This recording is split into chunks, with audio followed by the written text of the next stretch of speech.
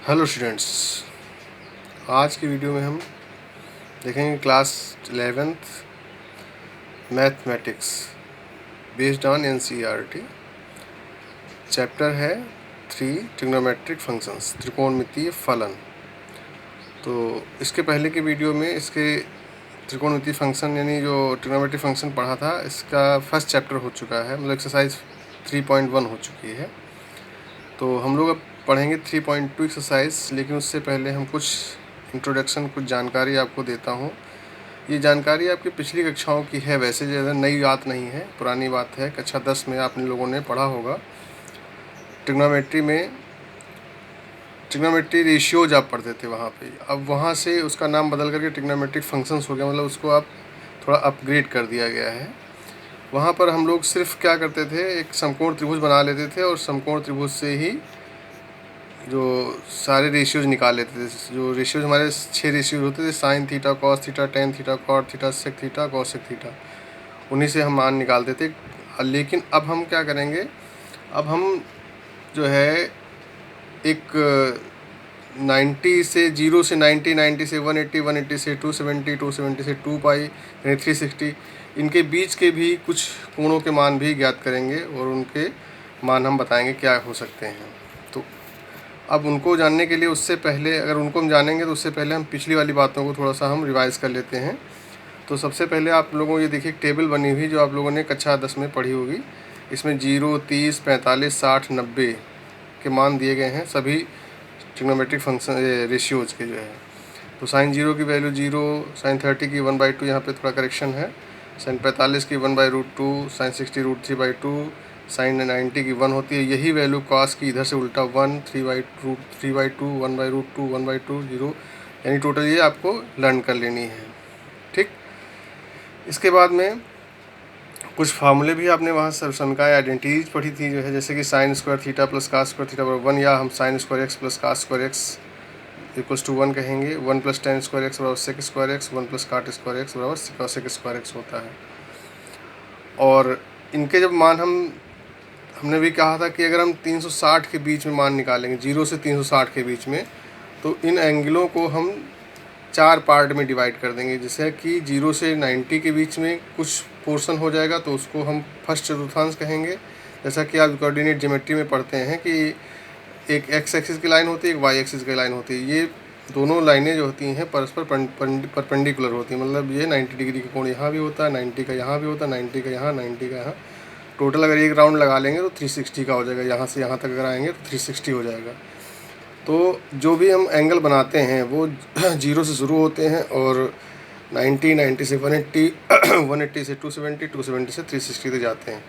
तो ये सारे एंगल हमने क्या किया, इन सारे एंगल्स को हमने 4 भागों में बांट दिया और 4 वो भाग हमारे कहलाते हैं फर्स्ट क्वाड्रेंट यानी प्रथम चतुर्थांश, सेकेंड क्वाड्रेंट, थर्ड क्वाड्रेंट और फोर्थ क्वाड्रेंट होता है।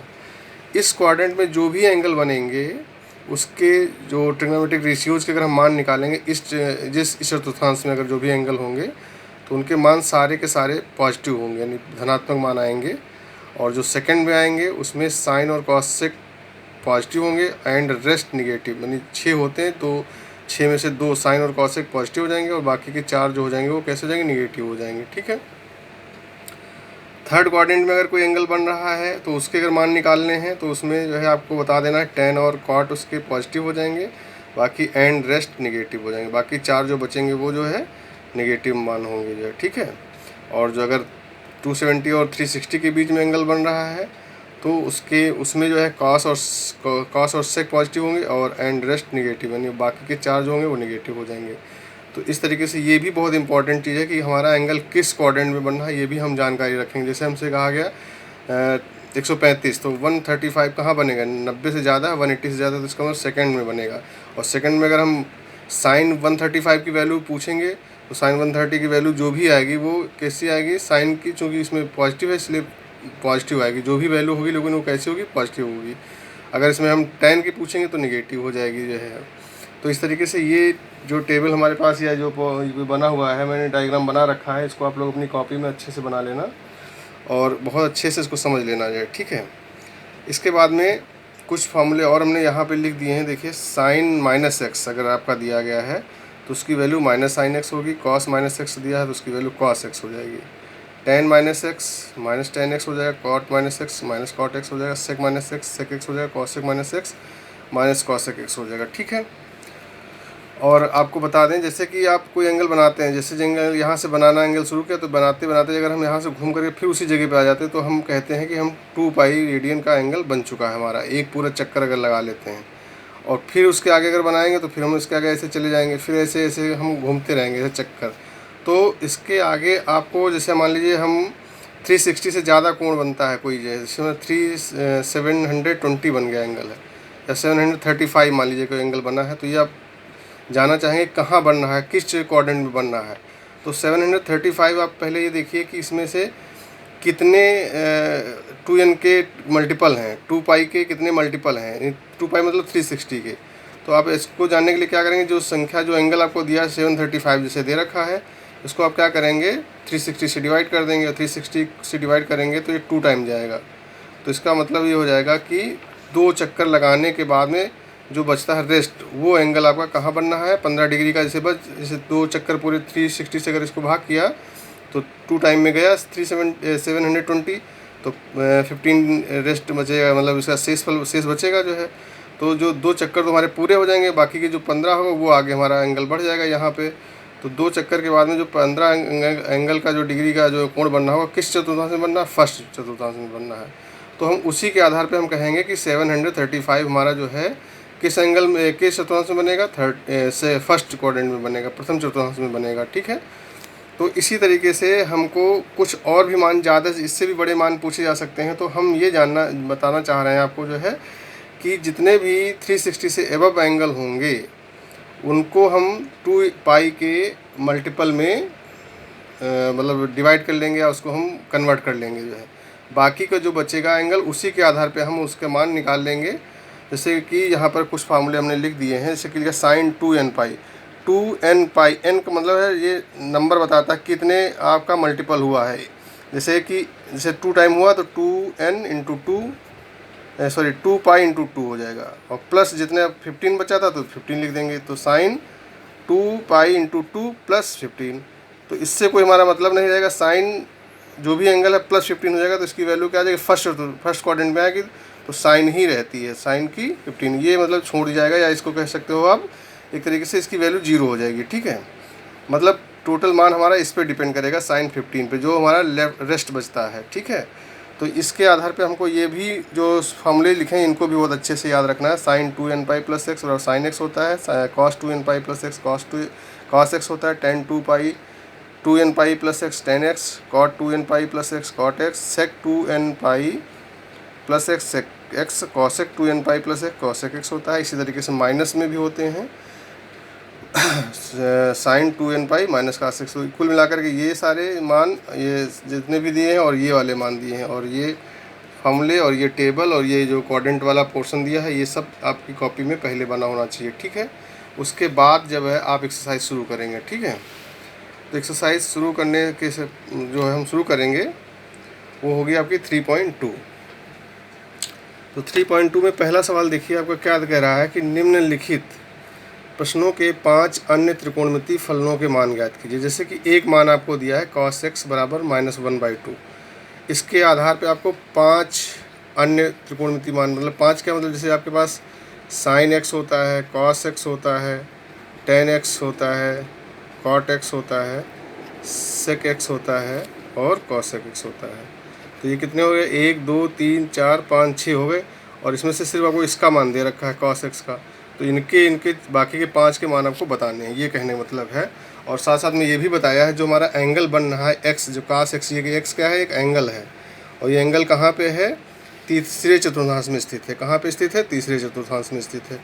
तो इसको हम जानने के लिए क्या करेंगे हमने एक फार्मूला पढ़ा है,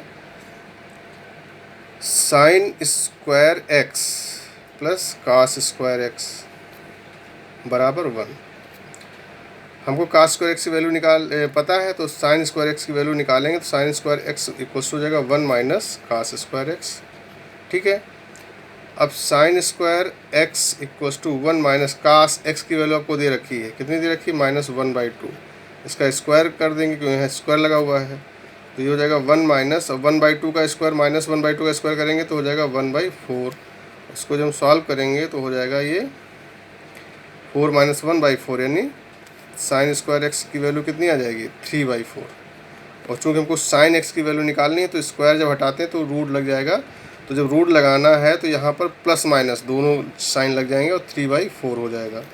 जहाँ पर इसको हल करेंगे तो थ्री का रूट तो होता नहीं तो इसको रूट में ही लिखेंगे। 4 का वर्गमूल 2 होता है तो इसको हम कहेंगे प्लस माइनस √3। अब यहाँ पर हमको कंफर्म नहीं है कि ये इसमें जो साइन एक्स की वैल्यू प्लस की होगी √3/2 या माइनस की होगी √3/2। तो इसको जानने के लिए हमको फिर वही चीज़ अभी मैंने बताया था कि ये पता करें कि एंगल कहाँ पे बनना। तो हमने क्वाड्रेंट जो बनाए थे, जैसे फर्स्ट क्वाड्रेंट ये हो गया, सेकंड ये हो गया, थर्ड ये हो गया और फोर्थ ये हो गया। तो इसने सवाल में दिया है कि एक्स जो एंगल बनना है वो कहाँ, तीसरे चतुर्थांश में स्थित। इसका मतलब हमारा जो एंगल होगा वो इस वाले क्वाड्रेंट में होगा, थर्ड क्वाड्रेंट में होगा। यहाँ पे कोई एंगल बनना होगा जो है, ठीक है ना जो है।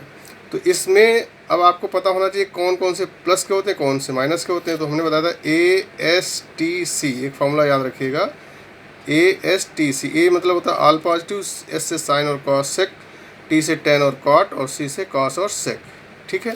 तो इसका मतलब टी तीसरे में है, तीसरे में टी आया, टी से मतलब टेन और कॉट। तो टेन और कॉट जो होंगे वो क्या के होंगे, प्लस के होंगे ये, और बाकी के जो होंगे वो सब क्या हो गए, माइनस के हो जाएंगे। इसका मतलब हमारा टेन और कॉट प्लस होगा तो साइन टेन तो है नहीं, इसका मतलब ये कौन सा होगा, माइनस का होगा। इसलिए साइन की वैल्यू जो होगी रियल में वो क्या हो जाएगी, साइन एक्स बराबर हो जाएगा माइनस का √3/2, ठीक है। तो इस तरीके से साइन एक्स की वैल्यू हमारी निकल आई। और कास एक्स की वैल्यू आपको पहले से ही दे रखी थी। कास एक्स की वैल्यू कितनी दी थी, -1/2। तो इसके आगे के मान हम बड़े आराम से निकाल सकते हैं। टेन एक्स का जैसे आपको मान निकालना तो टेन एक्स बराबर हो जाएगा sine x upon cos x. Sine x की मान √3/2 और कॉस एक्स का -1/2, तो माइनस से माइनस कट जाएगा।